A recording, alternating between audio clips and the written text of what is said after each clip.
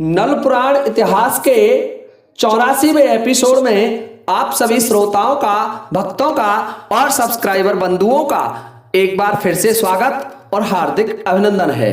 श्रोताओं, जैसा कि आप जानते हैं, हम प्रतिदिन एक कमेंट लेते हैं हमारे एक महान सब्सक्राइबर का, और आज भी हमने एक कमेंट चुना है। और जो कमेंट चुनाए वो हमारे एक महान सब्सक्राइबर हैं और देश के रक्षक भी हैं, श्री रामचंद्र जी, श्री रामचंद्र फौजी, लेह लद्दाख से। वो लिखते हैं कि गुरुजी, मैं आपका नियमित श्रोता हूं, आपका वीडियो नहीं देख लेता तब तक मुझे नींद नहीं आती है, एक बार मेरा नाम वीडियो में प्रसारित करने की कृपा करें। तो देखिए श्रीमान रामचंद्र जी, और मैं आपका मेरे इस चैनल पर हार्दिक स्वागत और अभिनंदन करता हूं। आप जैसे देश रक्षकों का सम्मान करता हूं। तो आइए श्रोताओं, मैं आपकी सेवा में नल पुराण इतिहास का 84वां भाग प्रस्तुत कर रहा हूं। मैंने आपको 83वें भाग में बताया था कि जब किशनलाल अपनी चाची दमयंती को और राजकुमारी चंद्रकला को लेकर के जो गुप्त रास्ता था, एक सुरंग थी जो दुर्ग के बाहर खुलती थी, उस सुरंग की तरफ जा रहा था, तब तक वीरपाल, राजा हंसपाल का पुत्र था वीरपाल 1000 जवान लेकर के उस किले को चारों तरफ से, उस कक्ष को घेर लेता है, जिस कक्ष में किशनलाल, रानी दमयंती और चंद्रकला एक साथ बातें कर रहे थे। देखिए श्रोताओं, चंद्रकला ने उन्हें निकालने का प्रयत्न किया कि ये इस गुप्त रास्ते से निकल जाएं, लेकिन उससे पहले वो निकलते, उससे पहले गुप्त मार्ग पर सैनिक बंदोबस्त किया जा चुका था। किशनलाल चारों तरफ से फंस गए, और किशनलाल एक सन्यासी के वेश में तो थे ही, परंतु पहचान लिया वीरपाल ने। वीरपाल कहने लगे, कायर, अब तो तू जीता यहां से नहीं जा सकता। किशनलाल बोले कि ये तो समय के हाथ में है, ये तो समय ही बताएगा कि कौन किसको मारता है, पहले मैदान में आइए। देखिए श्रोताओं, अकेला योद्धा किशनलाल और 1000 की फौज उसके सामने है। दोनों में भयंकर युद्ध होने लगा। अकेले किशनलाल पर 500 योद्धाओं ने एक साथ आक्रमण किया, परंतु देखिए, महाबलवान था किशनलाल, नल के साथ युद्ध करने वाला था, समस्त विद्याओं में निपुण था, युद्ध कौशल में तो उसका कोई मुकाबला ही नहीं था। तो किशनलाल ने 500 योद्धाओं को थोड़ी देर में ही पछाड़ दिया। और जब वीरपाल ने यह देखा कि ये कोई अच्छा युद्ध करने वाला योद्धा है, बहुत बलवान दिखाई दे रहा है, तो स्वयं अपने नग्न खड़ग को लेकर के किशनलाल के सामने ललकारते हुए चले। श्रोताओं, वीरपाल को माता भवानी का एक वरदान था, क्योंकि माता देवी को उसने प्रसन्न कर लिया था, और माता देवी ने उसे एक अक्षय तेग प्रदान की थी। और उस अक्षय तेग की विशेषता थी कि जब तक उसके हाथ में अक्षय तेग रहेगी तो संसार की कोई भी शक्ति उसे जीत नहीं सकती, पराजित नहीं कर सकती। किशनलाल भी लड़ने में तो बड़ा कुशल था, ये योद्धा उससे कम नहीं था, तो दोनों में युद्ध होने लग जाता है। श्रोताओं, भयंकर युद्ध हुआ, परंतु उधर क्या होता है, रानी दमयंती को बंदी बना लिया जाता है। दमयंती वहां से निकलने के प्रयास में थी, लेकिन दमयंती को पुनः बंदी बना लिया गया, और किशनलाल वहां युद्ध कर रहा है। राजा नल की फौज भी अभी हंसनगर के नजदीक नहीं आई, और वहां किशनलाल का युद्ध छिड़ गया। देखिए श्रोताओं, बड़ी भयानक स्थिति सामने आ गई। किशनलाल ने अपनी माता गजमोतनी का स्मरण किया कि माता गजमोतनी, अब इस महायुद्ध में से तुम जानती हो कि चाची दमयंती को पुनः बंदी बना लिया गया है, और यदि मैं इनका बंदी बना तो अवश्य हमारी पराजय हो जाएगी। देखिए श्रोताओं, गजमोतनी विद्याओं में निपुण थी। गजमोतनी उसकी रक्षा के लिए आ जाती है कि बेटे घबराए मत, मैं तेरे साथ युद्ध तो नहीं कर सकती, लेकिन मेरे पास वीर हैं, मेरे पास विद्या है, और मैं कुछ समय के लिए इस दुष्ट का खड़ग तो इसके हाथ से नहीं गिरा सकती, लेकिन इसे अचेत कर देती हूं, इसको बेहोश कर देती हूं अपने वीरों के प्रहार से। देखो श्रोताओं, गजमोतनी ने अपने 4 वीरों को उसके ऊपर छोड़ दिया, जो वीरपाल था।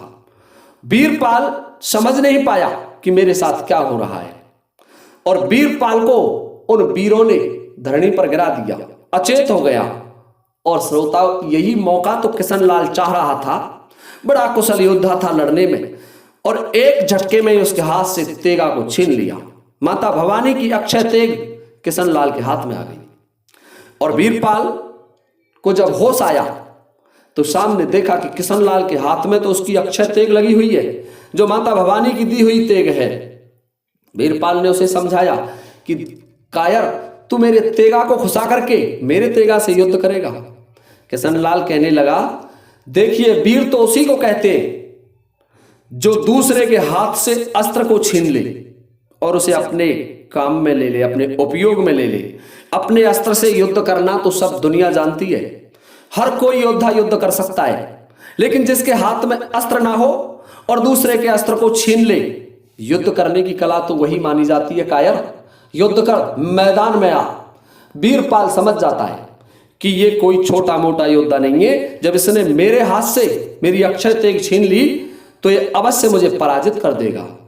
देखिए श्रोताओं, इसकी सूचना वीरपाल अपने पिता हंसपाल को भिजवाता है कि महाराज से कह दिया जाए सेना की और टुकड़ियां भेजी जाए मेरी सहायता के लिए। श्रोताओं, जब हंसपाल ने यह सुना कि मेरे पुत्र वीरपाल ने सैनिक सहायता मांगी है, तो हंसपाल ने और सैनिक टुकड़ियां भेज दी और कह दिया कि जो चोर है, गद्दार है, इस दुर्ग से बाहर नहीं निकलने पाए, किसी भी कीमत पर उसे मौत के घाट उतारना होगा। युद्ध करते करते 3 पहर का समय व्यतीत हो गया, परंतु किसी पक्ष की हार व जीत नहीं हुई। किशनलाल को वो बंदी नहीं बना सके, क्योंकि किशनलाल भी कोई छोटा मोटा योद्धा नहीं था। राजा ने एक चाल और चली कि दुर्ग के दोनों दरवाजे बंद कर दिए जाएं। देखो श्रोताओं, जब उस दुर्ग के दोनों दरवाजे बंद हो गए तो स्वाभाविक था कि किशनलाल बंदी बन गया, परंतु युद्ध चल रहा था, हिम्मत नहीं हारी, और गजमोतनी का स्मरण कर रहा है कि माता, अब इस दुर्ग में से निकलना मुझे दिखाई नहीं देता, मेरी सहायता के लिए कोई प्रबंध किया जाए। गजमोतनी कहने लगी, बेटे किशनलाल, घबराए मत, घबराने से काम नहीं चलेगा। वीर बंदी बनने से नहीं डरते, मैंने सभी व्यवस्थाएं तेरे लिए कर रखी है। अपनी सूझबूझ का परिचय देते हुए युद्ध कर। विशेष खतरा तुझे चंद्रकला से था, और चंद्रकला अब अपने जादू का प्रहार तुझ पर करेगी नहीं, क्योंकि वो तुझ पर आसक्त हो चुकी है। परंतु ये ध्यान रख कि दुर्ग के फाटक खोलना मेरा काम भी नहीं है, मेरे वीर भी उस काम को नहीं कर सकते। उसने दोनों तरफ के दरवाजे बंद करवा दिए हैं। एकमात्र एक ही उपाय है तेरे पास, जब तक तू वीरपाल और हंसपाल का सर धड़ से अलग नहीं कर देता, तब तक इस दुर्ग से बाहर नहीं निकल सकता। तुझे अकेले दम पर ही ये पूरा दुर्ग जीतना होगा। देखिए श्रोता, अकेला योद्धा कब तक तलवार चला सकता है। युद्ध करते करते शाम का वक्त हो गया, अंधेरा हो गया, लेकिन वो किशनलाल को बंदी नहीं बना पाए। भयंकर युद्ध चल रहा है। श्रोताओं, अंधेरे का फायदा उठा करके उन कायरों ने किशनलाल पर जंजीरें डाल दी, और जब जंजीरें किशनलाल के ऊपर डाली, जाल कहते हैं जिसको युद्ध कला में, वो जाल डाल दिया और उस जाल में किशनलाल को फंसा दिया। किशनलाल जाल में फंस गए और बंदी बन गए। श्रोताओं, युद्ध तो योद्धा ने बहुत किया, परंतु कब तक युद्ध करता, दुर्ग से बाहर निकलना तो संभव ही नहीं था। इसलिए किशनलाल को उन्होंने बंदी बना लिया, और किशनलाल जब बंदी बन गए तो बड़े बड़े रस्साओं से किशनलाल को बांध लिया गया। बांध करके एक कक्ष में बंद कर दिया। कठोर कारागृह में, जो पूर्णतः स्ट्रांग रूम था, मजबूत सलाखों से बना हुआ था, उसमें बंद कर दिया। और अब तो राजा मन में घबराने लगा, सोचने लगा कि इसको प्रातःकाल होते ही दरबार में बुलाऊंगा, ये योद्धा कौन है, इसने मेरे 5000 सैनिकों को मौत के घाट उतार दिया। 5000 सेना को अकेले किशनलाल ने काट दिया। श्रोताओं, अब किशनलाल तो जेल में बंदी है, रानी दमयंती अपने कक्ष में बंदी है और राजकुमारी चंद्रकला स्वतंत्र है। कुमारी चंद्रकला को नींद नहीं आ रही है। राजकुमारी चंद्रकला मन में विचार कर रही है कि मैंने मेरे प्रिय को इस तरीके से फंसा दिया। वो जेल में बंद है और मेरी आने की बाट देख रहा होगा कि मैं उसकी सहायता के लिए पहुंचूंगी। श्रोताओं, उधर किशनलाल मन में विचार कर रहा है और याद कर रहा है अपनी चाची गजमोतनी को। गजमोतनी का स्मरण किया तो गजमोतनी बोली कि बेटे, वीर पुरुष तो घबराते तो है नहीं, बंदी बनाना तो देखिए स्वाभाविक था। तुम राजा के दुर्ग में घिरे हुए थे, तुम्हारे साथ कोई योद्धा नहीं था, गुप्त मार्ग का तुम्हें पता नहीं चला, आप गुप्त मार्ग तक नहीं पहुंचे, परंतु युद्ध का 50% भाग तुमने जीत लिया है। जब तुमने राजकुमारी चंद्रकला को बंदी बना लिया तो ये मानिए कि आप युद्ध जीत गए। अब तुम्हारे चाचा को जाकर के मैं इसकी सूचना देती हूं।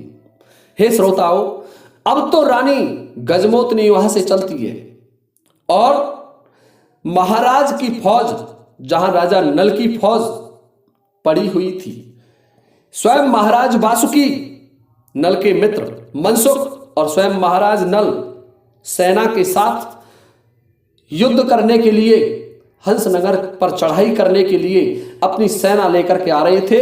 उस पड़ाव पर पहुंच जाती है और राजा नल के सामने खड़ी हो जाती है। राजा नल ने गजमोतनी का चेहरा देखा तो गजमोतनी को देख करके मन में विचार करने लगा कि इतना उतरा हुआ चेहरा तो गजमोतनी का मृत्यु के समय भी नहीं था। जब रानी की मृत्यु हुई थी तो भी उसका चेहरा नहीं उतरा था, उसके चेहरे की रूहानी खराब नहीं हुई थी, परंतु आज क्या कारण है? श्रोताओं, पूछने लगा कि प्रिय, मुझे ये बताओ, मैंने आपको कितनी ही बार देखा, मुझ पर बहुत सी विपत्तियां आई, मैं स्वयं बंदी बना, लेकिन मैं ये जानना चाहता हूं कि आज ऐसा क्या कारण है कि तुम्हारा चेहरा उतरा हुआ है? क्या वजह है कि महाराज तुम्हारे पुत्र बंदी बन चुके हैं, तुम्हारा भतीजा किशनलाल बंदी बनाया जा चुका है, काल कोठरी में उसे डाल दिया गया है, और मेरी चिंता का कारण तो यह है कि जो महारानी दमयंती है उसके 5 दिन शेष रह गए हैं, और यदि 5 दिन तक हम रानी दमयंती की कैद नहीं छुटा पाए तो महाराज रानी दमयंती को कायर बलपूर्वक अपनी पत्नी बना लेगा, उसके सतीत्व का हरण करेगा और उसका धर्म नष्ट करने का प्रयास करेगा। श्रोताओं, राजा नल कहने लगे, रानी क्या किया जाए, कैसे करूं, अभी तो मुझे पहुंचने में 3 दिन का समय लगेगा। गजमोतनी कहने लगी, महाराज आप जानते हैं कि जिस तरीके की परिस्थितियां सामने होती है उसी तरीके से काम करना पड़ता है। यदि तुमको पहुंचने में 3 दिन लग रहे हैं तो रात्रि के विश्रामों को रोक दीजिए, रात्रि में पड़ाव मत डालिए, सेना को चलने का आदेश दीजिए। दिन रात का सफर करके आप 1.5 दिन में हंसनगर पहुंच जाएंगे, और यदि आपकी सेना ने हंसनगर को घेर लिया तो फिर रानी दमयंती की हिम्मत बंध जाएगी और पहले ही दिन के युद्ध में हम किशनलाल को कैद से मुक्त करा लेंगे। देखो श्रोताओं, रानी गजमोतनी का सुझाव राजा नल ने मान लिया और अपने मित्र मनसुख को और महाराज वासुकी को बुलाया कि देखिए परिस्थितियां अनुकूल नहीं है, हमारे विपरीत परिस्थिति है, और हमें इस समय रात्रि में विश्राम नहीं करना है, कूच करना है हंसनगर की तरफ। दिन रात का सफर करके हमें 1.5 दिन में कल शाम तक अवश्य हंसनगर पहुंचना होगा। हे श्रोताओं, अब तो राजा नल का आदेश सुनकर के समस्त सेनापति तैयार हो गए। सेना को आदेश दे दिया कि रात्रि में प्रस्थान किया जाएगा। मसालें जला ली गई और मसालों को जला करके संपूर्ण सेना को लेकर के महाराज नल रात्रि में ही चल देते हंसनगर की तरफ। देखिए श्रोताओं, राजा नल ने 2 दिन का, 1 रात्रि और 1 दिन का सफर किया, और सफर करने के बाद हंसनगर की सीम में प्रवेश कर गए। हंसनगर में सेना ने प्रवेश कर लिया और जब दूसरा दिन हुआ तो प्रातः काल ही महाराज नल ने आदेश दे दिया कि दुर्ग को चारों तरफ से घेर लिया जाए, कहीं से भी निकलने की कोई व्यवस्था नहीं छोड़ी जाए। मैं वीरपाल का सर धड़ से अलग कर दूंगा, हंसपाल को जीवित नहीं छोड़ूंगा। देखिए श्रोताओं, राजा नल ने अपना एक पत्रवाहक बुलाया और पत्रवाहक को एक पत्र लिखा और भिजवा दिया हंसपाल के दरबार में कि जाओ हंसपाल से ये कह दो कि हंसपाल यदि अपना भला चाहता है तो हमारी महारानी दमयंती को सम्मान सहित हमारे शिविर में पहुंचा दे और हमारे पुत्र किशनलाल के साथ अपनी पुत्री चंद्रकला का विवाह कर दे। देखिए श्रोताओं, ये पत्र में लिख करके महाराज नल ने एक पत्रवाहक को भेज दिया और जब वह पत्रवाहक पत्र लेकर के राजा हंसपाल के दरबार में पहुंचा तो सभा जुड़ी हुई थी हंसपाल की। हंसपाल को पत्रवाहक ने पत्र सौंपा। पत्र में लिखा हुआ था कि नरवर के महाराजा नल वीर शिरोमणि, जिन्होंने तुझे रानी दमयंती के स्वयंवर में पराजित किया था, धूल चटाई थी, तुझे युद्ध में पीटा था, क्या तू भूल गया कायर? नहीं जानता हमारी वीरता को? मृत्यु के अधीन होकर के हमसे युद्ध कर रहा है। यदि तू भला चाहता है तो मेरी महारानी दमयंती को सम्मान सहित मेरे शिविर में भिजवा दे और अपनी पुत्री चंद्रकला का विवाह मेरे पुत्र किशनलाल के साथ कर दे। देखिए श्रोताओं, जब वीरपाल ने वो पत्र पढ़ा, क्योंकि वीरपाल सेनापति, प्रधान सेनापति था महाराज हंसपाल का, तो वीरपाल कहने लगा, पिताजी इस कायर नरेश ने ऐसा काम किया है कि हम इसे मुंह तोड़ जवाब देंगे। इसने हमसे ये लिखा है कि महारानी दमयंती को तो सम्मान सहित हमारे शिविर में भिजवा दिया जाए और अपनी पुत्री चंद्रकला का विवाह हमारे पुत्र किशनलाल के साथ कर दिया जाए, जो आपने बंदी बना रखा है।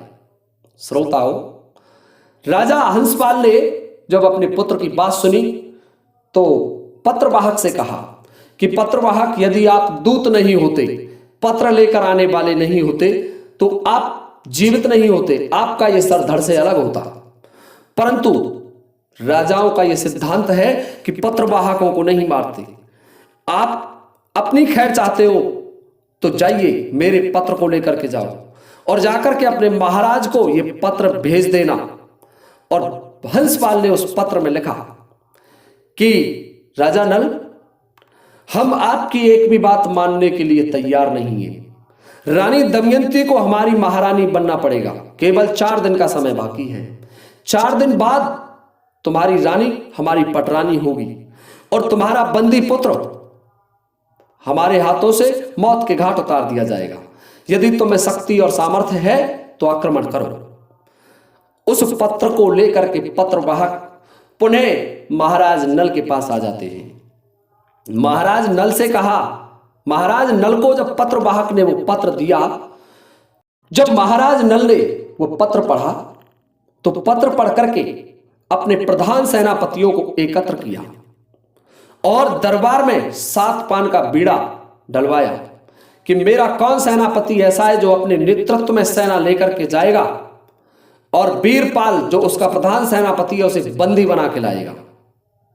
देखिए श्रोताओं, स्वयं महाराज वासुकी नागराज कहने लगे कि महाराज, वीरपाल के बारे में मैं आपको क्या बताऊं।